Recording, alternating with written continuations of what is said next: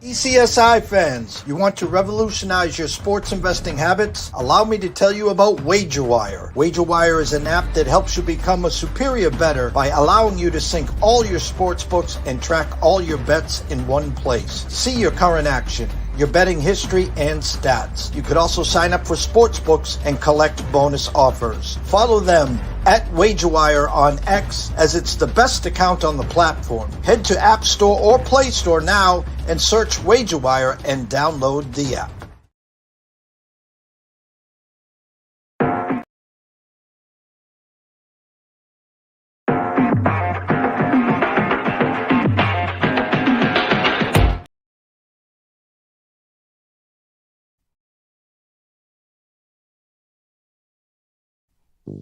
From the ECSI Sports Studios and the #1 sports investors in America,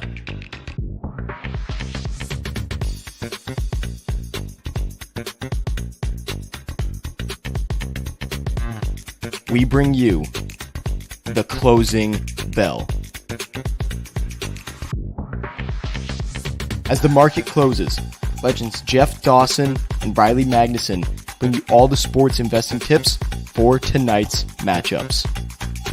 If you want to learn more from the two legends at the desk, make sure you stay tuned to the closing bell.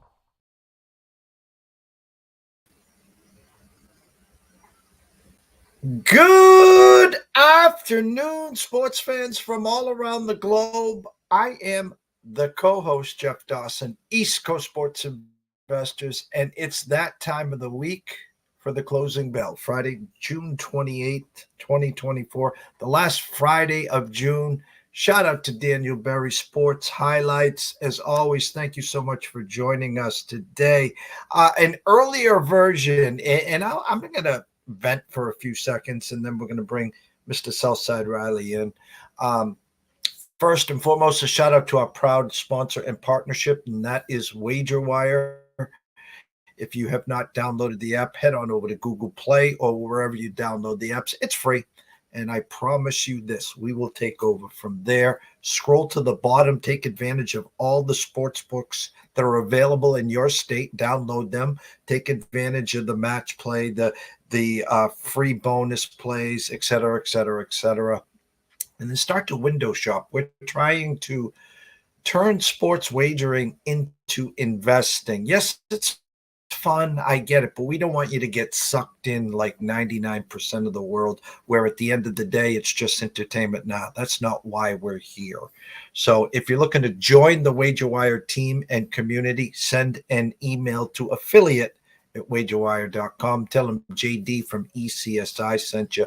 Travis, Zach, Amber, Molly, the rest of that crew will take great care of you, I promise. My quick vent. Actually, I'm going to bring them in right now. Without further ado, the one and only Mr. Riley Magnuson. What's up, champ? What is up, my friend? Happy Friday afternoon. I always appreciate when you decide to bring me in for your beloved rants here. So I am, as always, I am all ears, my friend. Let me just do the producing thing here and screw this up. Give me 1 second here. This should be it right there. Let's see here, and then go presto magic here. And look at that, Steven Spielberg right in front of your eyes. It's officially summertime. And the reason I say that is last Thursday, we did our final show with Julian Edlow from DraftKings. Every Thursday, he meets up with us, talking local sports, Patriots, Celtics, Red Sox, Bruins when we have to. And then we go through the eyes of Julian and the DK Sportsbook. He's going to have the rest of the summer off, be back hopefully late August and early September. The NCAA Insiders, the second year of their existence and their show on our platform. Amazing work they've done. Of course, Tennessee Volunteers beat the Aggies in 3 and ended early this week. Our plan was to have a wrap-up, a recap, talk about the Texas A&M coach moving on to Texas, which didn't bode well. It sounds like the whole Aggies baseball teams in the transfer portal now. Due to life gets busy, work, and a little vacation, unexpected vacation. That show will not air. And so they will be back late August. NCAA Insiders Football. And we'll also be doing a lot of SEC football with them as well. Wager Wire themselves, Travis and Zach, busy, busy, busy. Congrats on winning last night. I think the top sports betting app, upcoming company in the land. So another feather in their cap, and we couldn't be prouder to be a part of them. So my point is, we try to have consistency, experts that can make it every week. Life gets busy, but life, sports, and seasons ending, add summer, kind of really puts a screwing to me and everyone else in the world trying to do what we're trying to do. So again, still be doing shows with Andrew McGinnis on Mondays here, Friday on his channel, and a big shout out, huge turnout today when we went live. Almost 500 live people viewing the show just on Twitter alone. Thank you guys. We will have Brady Cannon on Wednesdays at 5 o'clock doing the PGA. Gam Lou will have next week off, 4th of July week.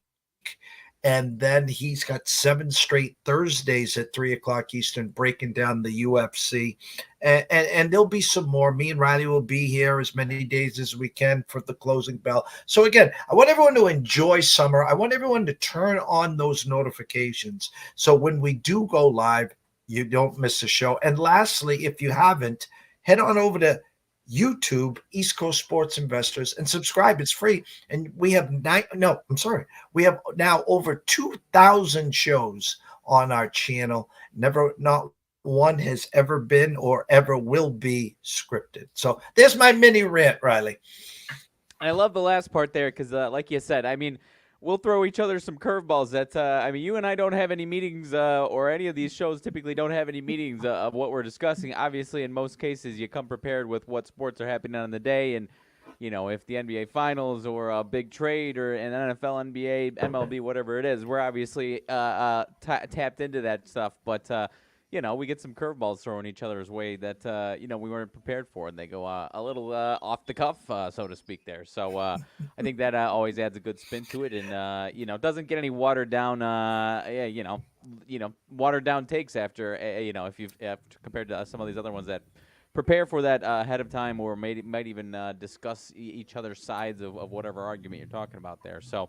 As you said, it is summertime here, so we've got all things, most things baseball, but you and I obviously talking a lot of golf each week here, and the occasional UFC, despite obviously having some fantastic experts in those fields as well. So happy to be here as always, my friend, and ready to rock for the dog days of summer here.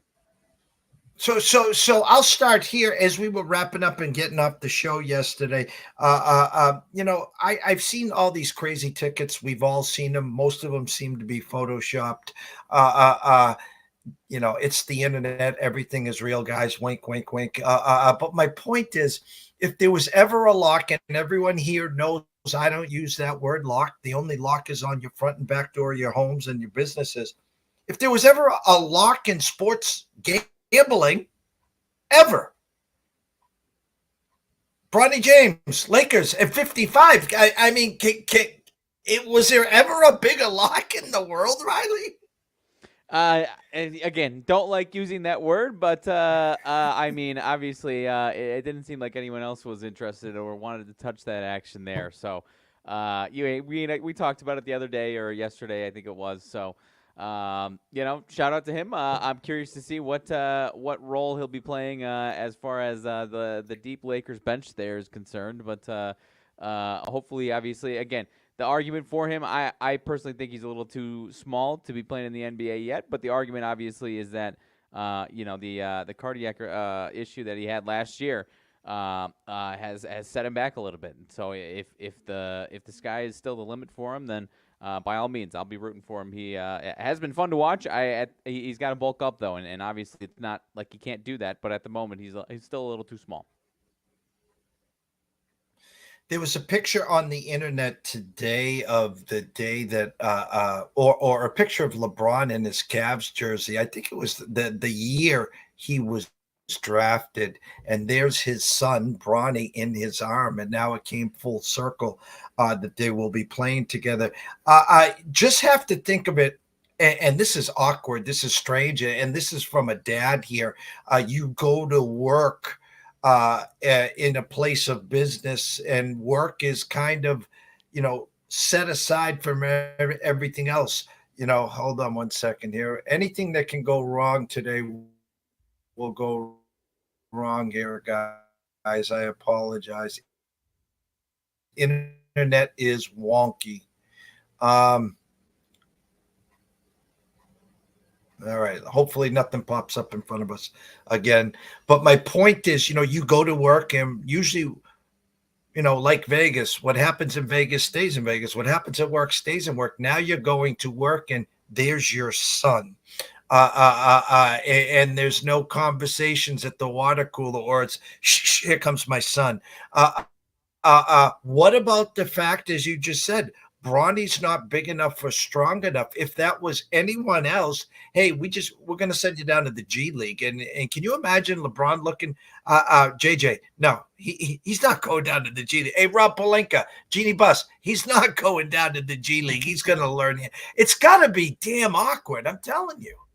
Yeah, no, and I agree with you. It has to be, and I'm curious to see. Obviously, I'm sure there's plenty enough people that would have been on board with this, teammates and coaching staff to make this happen. Because the players, the rest of the players on the Lakers, whether they're seasoned veterans or younger players, obviously have to be on board with it too, because there is some of that awkwardness. And it's both ways. I mean, like you said, you're a grown man in the NBA now. You're whatever he is, 20-year-old son. Is in your business, and for a 20-year-old son who's now about to, obviously he's been very well off for his entire life, but who's about to come into his own personal wealth, and playing in, living and playing in LA for the Los Angeles Lakers. Now you've got your 38, 39-year-old father around watching most of your moves. It of course is awkward. I'm sure it'll be, I'm sure they'll work it out and it'll be fine. I mean, they seem to have had a friendlier relationship with like you said, they're only 18, 19 years apart, as opposed to some gaps between father and son. So maybe there's not as much of a gap as we're making it sound, but of course it's going to be awkward. And I would hope that he's willing to and interested in moving on to the G League, because he's got to get some minutes. Because he's not going to get minutes as a Laker this season yet. Could he be a valuable player in the NBA in the future? Absolutely. But my take on it is more so he's just not ready here in the next year or two, for my words. Yeah, and I'll go full circle. Another reason why Lakers didn't come full throttle with the bag, the 7 for 105 to Dan Hurley to say, hey, take over for the last couple of years with LeBron. Oh, by the way, Bronny's coming, and then you're going to build that culture, which is going to take 3 or 4 years, the way that Danny would have wanted to do it. Instead, they bring in a puppet called JJ Redick. And I'm not dismissing that he can't coach and he can't put a fire under the belly, but just look at the track record of the Lakers the last 4 coaches. It's once LeBron gets fed up with you, you're gone.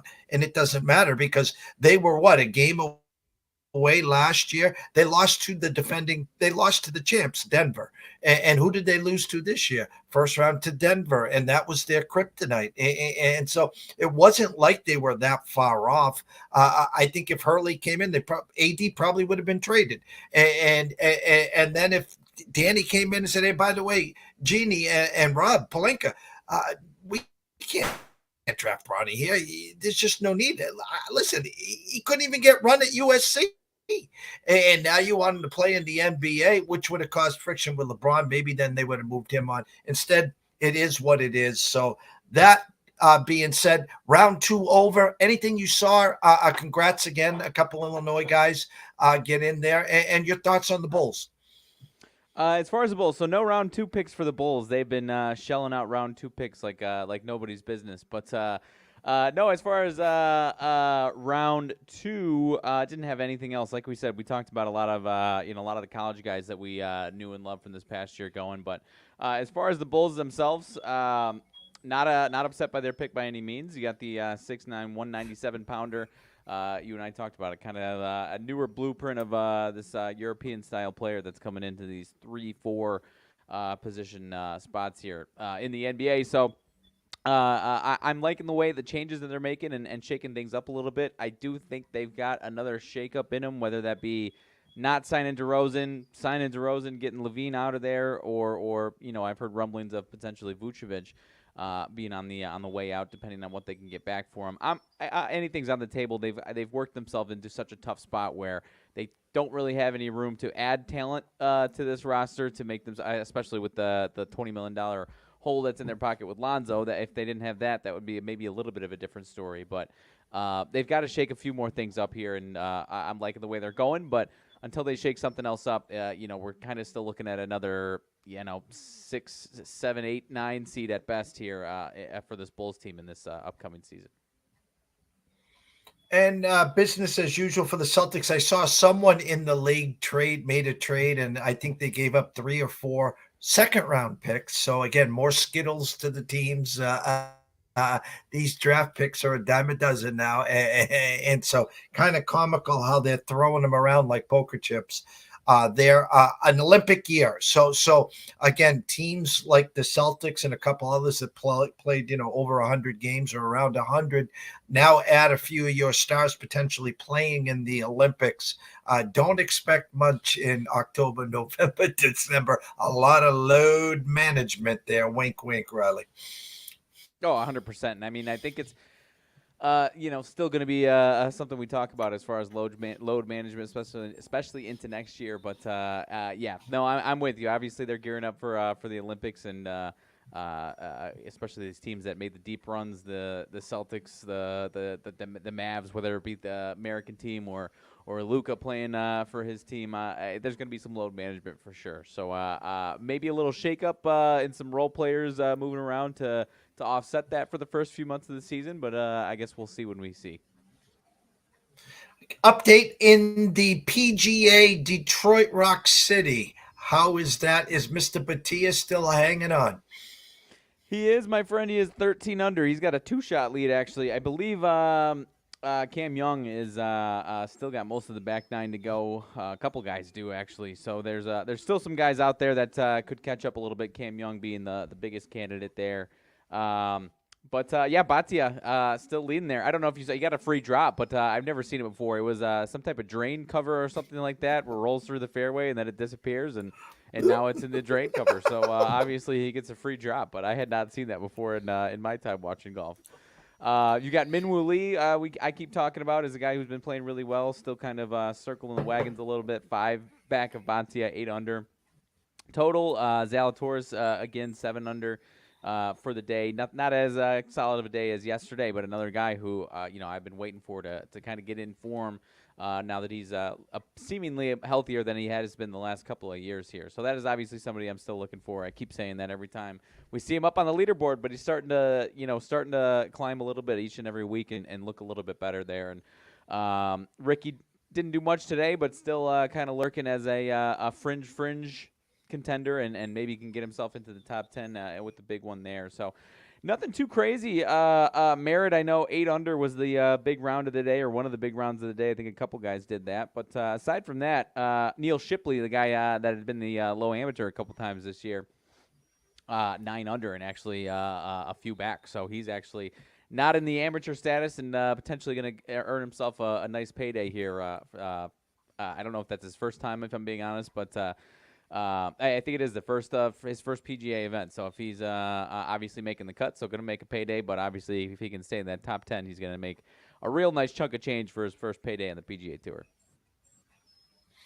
I will get up early in the morning. I will assess the numbers. I will take a look at our spreadsheets, and then I will take a look at Jeffrey Benson's numbers at the Circa, assess their board, and do my weekly Saturday check-in.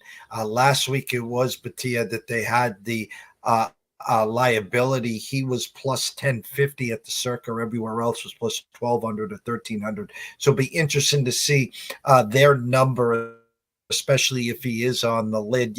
I think the Will Zalatoris of the world will be a lightning rod. Ricky, defending champ, hasn't done much this year, maybe a top 5, top 10.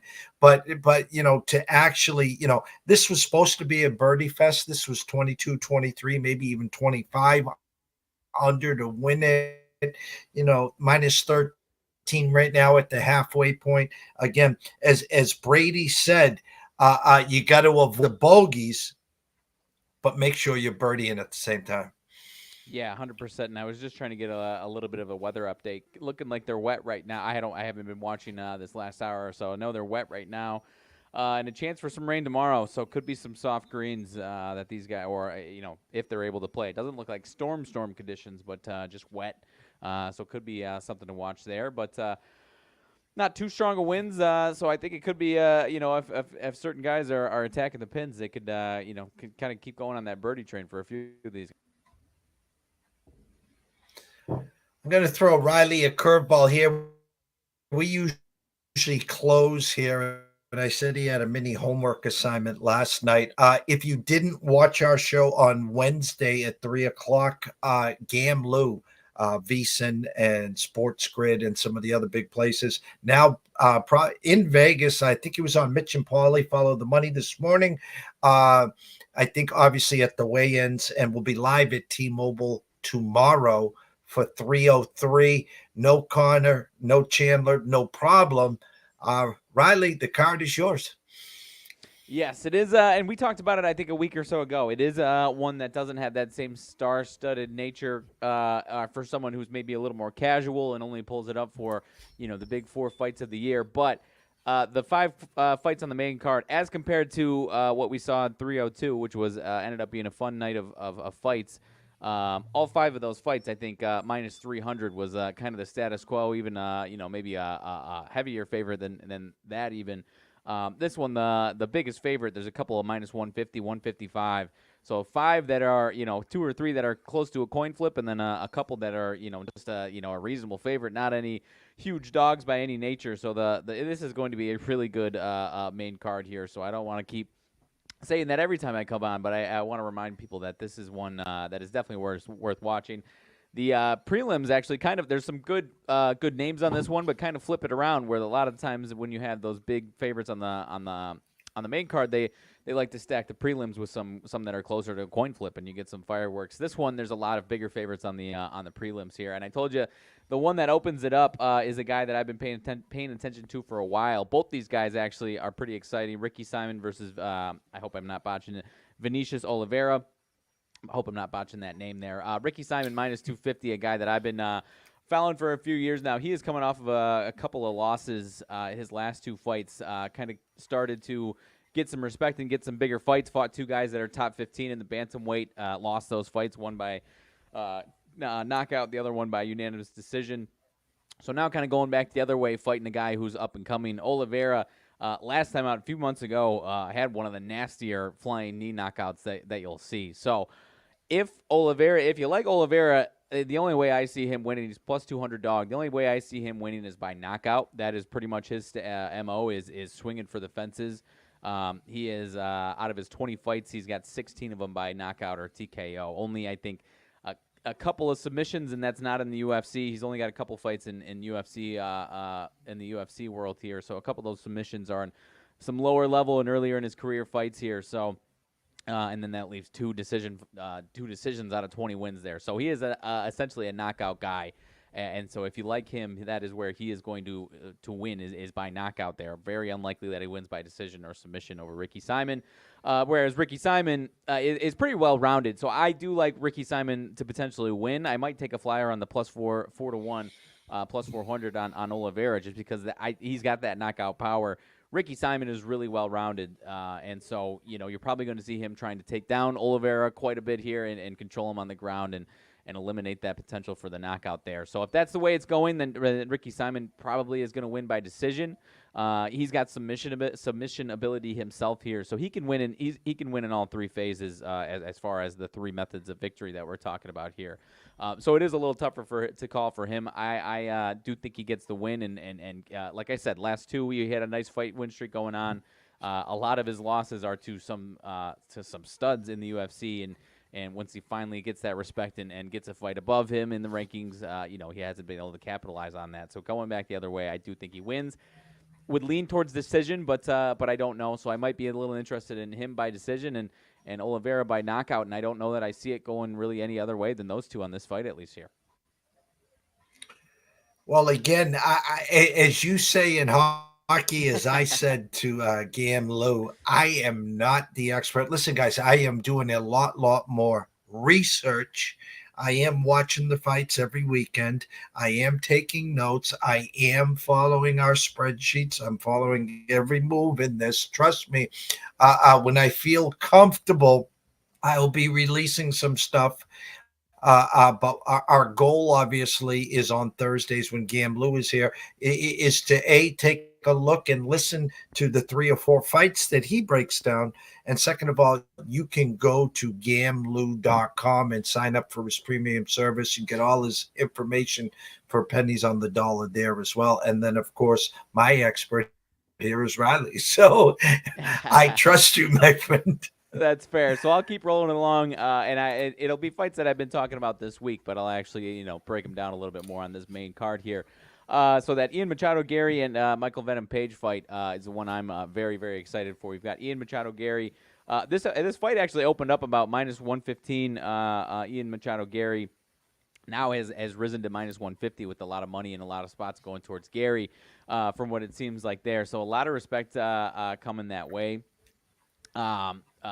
Gary is, I think, 26 actually, and Michael Venom Page 37. So he is older, but this is for anyone who's following it closely. This is his really second or third fight in the UFC here after a really long stint in Bellator with a ton of success there. One of the bigger stars that Bellator has had. But Gary, as I've said, is kind of that next guy up. He's undefeated in his professional fight career. Half of it, 14-0. I think half of it is in the UFC here. Last couple starting to actually take some bigger fights. Neil Magny, Jeff Neal, two guys that are very, very good. Have some losses in their past here, but those are two guys that are also in a lot of cases they'll take a fight that are below them and then they'll win that one and then they'll go up in the rankings and try to climb the rankings a little bit and be kicking above their skis a little bit here. So it's nothing to sneeze at these last couple of fights that he's had here.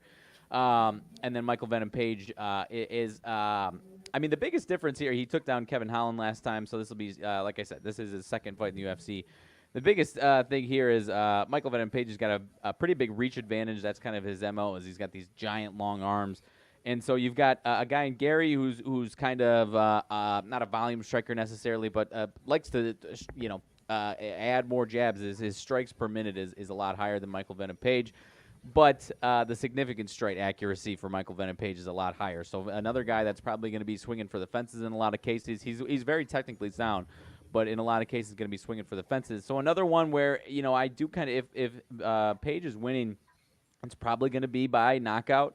You had a fight against Kevin Holland that went to decision, but that's a little bit more indicative of Kevin Holland being kind of a warrior. And while Kevin Holland was a little overmatched, he's not a guy that really gets knocked out in a lot of cases. He can grind through some fights. So I do like, if you like Page, I do like him too. Another guy I like him to knock him out. And Ian Machado-Gary, almost one where if you're hell bent on him, let me pull up the odds here for the two-way odds of getting by decision or knockout here. I think it's even, might even be tough to get into. I have been looking at all these odds a little too much, so I'm drawing a blank off the top of my head here.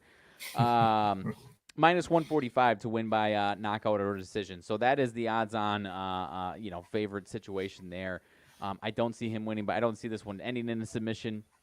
I do kind of see this one ending in a knockout, but, if Gary wants to prove himself and prove that he's well-rounded, he could take this one the full distance here. So I'm going to lean towards, maybe a Michael Page knockout. That is plus 425, and also a Ian Machado Gary by the decision. As far as between those two guys, if they're winning, that's the way it's going to go. And Gary to win by decision is plus 140, as compared to 4-1 for him to win by knockout there. So I am going to lean towards him to win by decision out of that fight. If I had to pick anything, it's probably Gary by decision there. And then the other one, I think the one that I'm a little more confident in out of this main card, Anthony Smith and Roman Dolidze. I told you Roman Dolidze is a bad man. Anthony Smith, a big fan favorite. He's always been a really, really likable guy. Has been in a ton of good fights. Opened up Roman Dolidze minus 145. At least in this one book, I see 67%, about 63% of money going towards Anthony Smith, and yet the line's only moved down to plus 150, from plus 120 to plus 115 for him. So really only moving that one a little bit. Not a ton of respect on that money for Anthony Smith there for my eyes. But the interesting part about this is you have Roman Dolidze, for the most part, more of a middleweight fighter, moving up to light heavyweight here. He's coming off of two losses by decision himself to two very tough guys. And now you've got an Anthony Smith guy who's a seasoned veteran guy here in the UFC.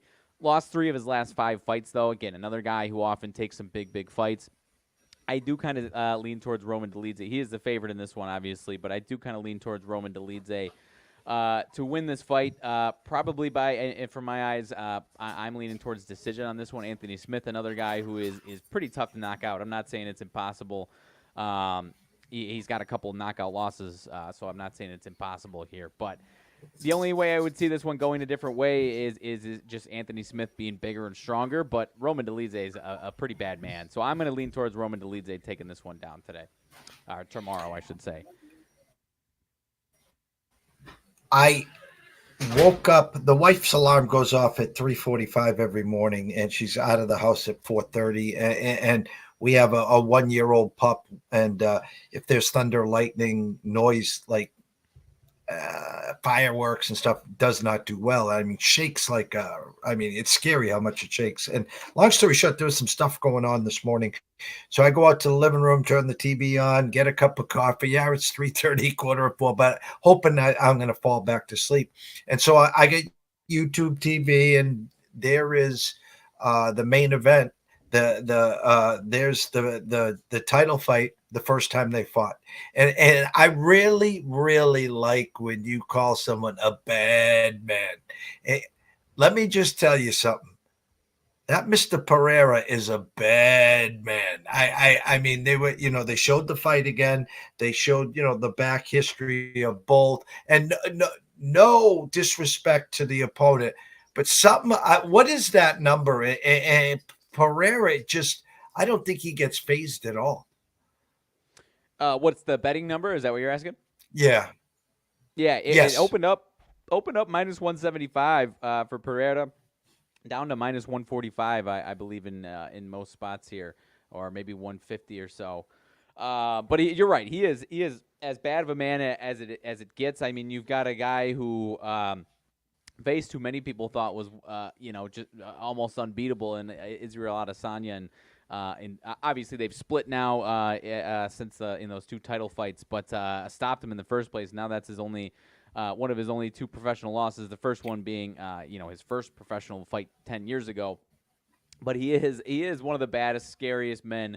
And the only thing that Prochazka has that same type of mentality as far as thinking he's a very bad man and very confident and very stoic and very not going to be really unflappable in many ways, but Alex Pereira he's got a little bit more pop to him, and I'm with you. I find it hard to see him losing that fight, but again, I don't want to rule out Prochazka because he is a bad man in and of himself. His lineup of dudes that he's taken down isn't quite as scary for me as the lineup of dudes that Pereira has taken down. For me, that sometimes does it. Where obviously you've got Izzy, you've got Jan Blachowicz, who was a bad man for a while that people kind of brushed off as just a solid win. That's a very, very good win there.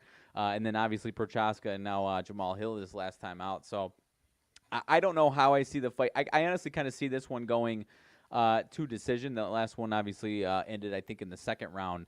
I kind of see this one going, or at least going deeper. Obviously, it's a 5-round fight. So if it was a 3-round fight, I would have said going to decision. If we're talking this 5-round fight, then I could see it going pretty deep into this fight. So the total over/under, I see it juiced way over on over 1.5. So I don't know if I can get an alternate round line here, but over 2.5 at plus 120 is kind of where I'm interested in going. I see this one kind of being a little more grinded out, and these guys, feeling each other out a little bit, and this fight just being a war for at least 3 rounds here, and maybe this one ends in the 4th or 5th round or something like that. So I'm kind of leaning towards that over 2.5 rounds plus 120. And if Petrovska does get the win, I assume it sets up the trilogy. So again, it'd be 1-1 and winner take all there. And again, my words, like you shadowed, was no disrespect to Petrovska, none, zero. That Pereira and I think he got hurt once, and it was just like he just shook it off, like, okay. And then it kept coming, but man, he is a bad man. He is, and there's really not anything else you could say about it. But again, Prochaska, he's got that Polish power, I'm sorry, he's not Polish. I had Jan Blachowicz on the mind. He's Czech. He's from Czech, but I had Jan on the brain there. But he's got that same type of Eastern European power, I guess, is where I was going with that. But no, I mean, these guys don't have a ton of fights that go to decision. So I mean, it does sound a little goofy to say that it's going to go deeper. And again, I corrected myself. If it was a 3-round fight, I would have been leaning towards it going like that. But I do think it could go more than a couple of rounds. Not going to see a knockout in the first couple of rounds is my prediction right here. Full slate of MLB, ECSI VIPs last night. Very eyes were bad on our team total on the Tigers. They got skunked. They had an opportunity early. Guy gets thrown out of trying to steal second. Next guy hits a double. Thanks for playing. But what we did is we got creative. Again, I'm not calling myself the master here. I can just read numbers, and I know how to read our color charts. And thanks to our team and our sources. And we gave out 4 WNBA props, and we went 3-1, and our one loss, we got hooked. We had over 27.5 with Boston, points, rebounds, and assists, and she landed on 27, but we got everything else. So as we get closer to quote unquote the dog days of summer, again, we're trying to get a little more creative, whether it's in the MLB prop market as well, call it the prop farm or whatever you want to call it, some WNBA, some CFL. Me and Andrew talk CFL today on his show. So where I'm going with this here, I was going to call you Andrew. Riley, is a full slate of bases. Again, we don't have to go through them all. Any games particularly catch your eyes? We're talking about Friday night here, so trying to pick off some that we kind of usually go with our Friday night theme a little bit here. You've got the 52-31 Yankees at the 37-43 Blue Jays, with one Marcus Stroman on the mound, who a little, as you like to say, leaking a little oil these last couple, has been pretty good for the most part this season. And you've got Kikuchi on the mound for the Blue Jays, 8 hits, 4 runs, 7 hits, 5 runs, his last 2 out. Yet this one is, at least this one book I'm looking at, minus 115 for the Yankees, but close to a pick 'em. Is this one a little stinky to you for your eyes?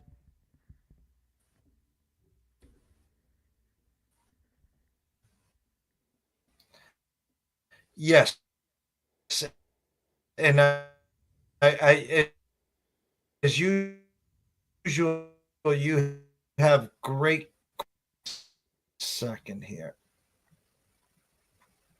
All right. Thank you, everyone, for bearing with me with this internet. It's hot and humid. And again, I assume the same in Chicago. So bear with us. There's 3 games that flipped. In other words, overnight they were favored, and now they're underdogs, or obviously vice versa. Yankees overnight minus 120. Now the Jays minus 105 there. That was the first one. The second one, Houston and Blanco overnight minus 120 at the Mets. Now the Mets with Quintana minus 105. That was number 2. And where was my third one? I know there was 3. Dodgers with Knack minus 115 overnight. My San Fran Giants with Webb, now minus 109. That's number 3. And listen, when the shit hits the fan and the shit play the shit, hats off, Riley. Hats off.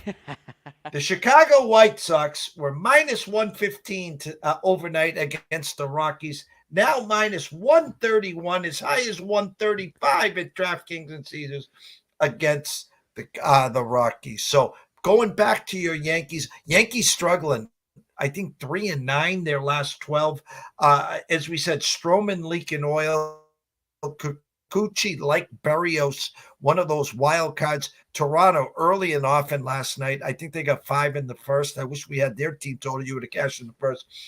Offense cranking, and I think Vegas is giving you a lead here. It's a tough one here because you can ride the wave like the Twins in Arizona the last 2 nights. Now they go to Seattle. You can ride the wave with Toronto over 3.5 minus 135. So if you don't want to worry about the results and you don't mind laying 35 cents versus say 15 cents, you can get them to get to 4 or better. But here's the stench. The Yankees team totals 4.5, juiced under minus 140. So like on Andrew's show, I'm going to say this to you. I'm not buying the flip, but I am buying the Yankees to get to 5 or better tonight, plus 120. I don't hate it, and I mean, you're obviously. I think we both have agreed that Stroman is a guy where you take the if we were to take the Yankees money line, then the Yankees get to 6, and Stroman gives up 7 himself, and that's a wrap for us on the Yankees money line there. So I'm with you. I mean, Kikuchi obviously is a whirlwind sometimes, and so is Stroman himself. So I'm with you. This was definitely one that I wanted to bring up. The other one, I definitely would not call it a stench to the level that we're talking about with these other ones, and it might just be respect to one of these pitchers here. But the Brewers 48-33, hosting the Cubs 38-44. Cubs get one yesterday, but a little bit of a losing streak before that. Brewers 4 in a row. Coming to this one, sweep against Texas at home there, and we are minus 140 for the Brewers. Is there any stench to that, or is that some respect? Jameson Taillon for the Cubs, Colin Ray for the Brewers. Taillon's been pitching well. Any stench to it, or is that respect for Taillon there? I've been fading Colin Ray. I've been going against him with the opposition's team totals, and I've said no mas. I don't get it. Yeah. His metrics don't add up. I'm not a fan, but every time this guy pitches, the Brewers win. I'm on the grid the other day, and someone was bringing it up. He was like, the Brewers with Colin Ray pitching, the numbers are stupid. So I think that's more of a respect on the Brewers side, even though Taillon's pitching better. And that's an enticement to say, hey, guys, we could use some Cubs money. That's fair. And it's also you got to remember there's going to be there's always a nice crowd of Cubs fans that go up to Milwaukee for these games. So it is less of a home field advantage for these Brewers in these games, unfortunately for them there. The Cubs obviously like to travel well up to Milwaukee. For a lot of Cubs fans, it is easier to get to Milwaukee. And same thing, I shouldn't say the White Sox infiltrate Milwaukee the same way Cubs fans do. But whenever the White Sox are Milwaukee, I personally try to go there. But because in a lot of cases, depending on where you are, it is easier to get to Milwaukee than it is to either of the Chicago stadiums in a lot of cases there. So you will see a lot of blue in Milwaukee tonight. One more that I wanted to talk about. We've got a guy that we always talk about in Cleveland on the mound tonight, Tristan McKenzie. It is basically a pick'em here in Kansas City. Royals, the host team here. McKenzie hasn't been going too deep these last couple of games. Has been getting the yank early on. Not a lot of hits allowed, but 4 walks in each of his last 2 starts here. Excuse me. Alec Marsh on the other side for the Royals has been kind of hit or miss for them. He's a little all over the place. 8 hits, 3 runs last time out. 7 runs the time before that. Any way to look at this one at all, my friend? Not one that I'm excited to cannonball into necessarily, but a pick'em here for Kansas City in this one tonight.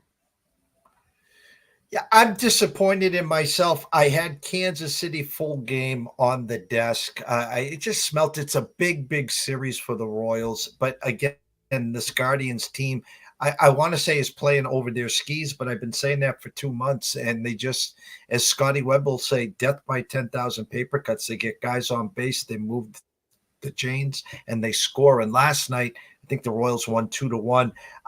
What really popped in me again was the overnight number, Sticks and the Guardians minus 125. That was like a perfect bounce back spot for me. Money trickling in now on Cleveland. On the Royals now basically at the circa. Cleveland minus 107, the Royals minus 103. I look at the team totals. If you like Cleveland tonight, again, this must be my clone. This must be AI talking. If you like Cleveland tonight, obviously you got a shorter number at minus 107, but I'm going to give you the get out of jail free card, but it's going to cost us a little juice. I would prefer the Cleveland team total over 4.5 to get to 5 or better. The full game is 9.5. They got Kansas City right now at 4.5, minus 110 both sides. So my point is, you got to lay 35 cents to get Cleveland to 5 or better tonight. I think there'll be runs on both sides. I'm more comfortable, even though I lean the Guardians. I like Sticks. If you like Cleveland tonight, play Cleveland first 5 on the money line. But if you want to get some action in the full game, I like Cleveland over 4.5 full game. It's minus 35 cents. So I like it, my friend. Any others that you would like to drop down for us on this big baseball slate tonight? I think it's just a great series. The Padres are in town right here at Friendly Fenway. Good matchup here. Vasquez versus Pavetta. Overnight, the Red Sox opened up minus 150. Padres plus 130. An over-under of 9.5, juiced under minus 20 cents. Now currently at the circa. Sox minus 149. You can get the Padres plus 136, 9.5 juiced under minus 15 cents. On the team total sides, Red Sox team total over 4.5 minus 35 cents. And the Padres 4.5 juiced under minus 130. Again, I think there's going to be some runs scored here. I could see both teams getting over their team total. If you like the Padres today and you don't want to play them to win the game, you can get their team total over 4.5. You can get that plus 10 cents. If you like the Red Sox and you're unsure if they're going to win or not, you can take their team total over 4.5. Again, you got to lay 35 cents. So as the dog days are coming, I'm noticing that the books aren't putting out the 5.5s. And people will say, well, Jeff, why would you prefer a 5.5 over a 4.5? Because if it lands on 5 on a 4.5, you win, and 5.5, you lose. Here's why. If you go to the window tonight and you play 3 games, 3 team totals over 4.5, all at minus 35 cents, you're going to the window and you're technically risking 4.5 units to win 3. So if you go 3-0, God bless you, you win your 3 units. If you go 2-1, you get a ham sandwich. You literally are going to win 30 cents. So and then obviously it gets expensive if you go 1-2 or 0-3. Right. So keep an eye on those juices.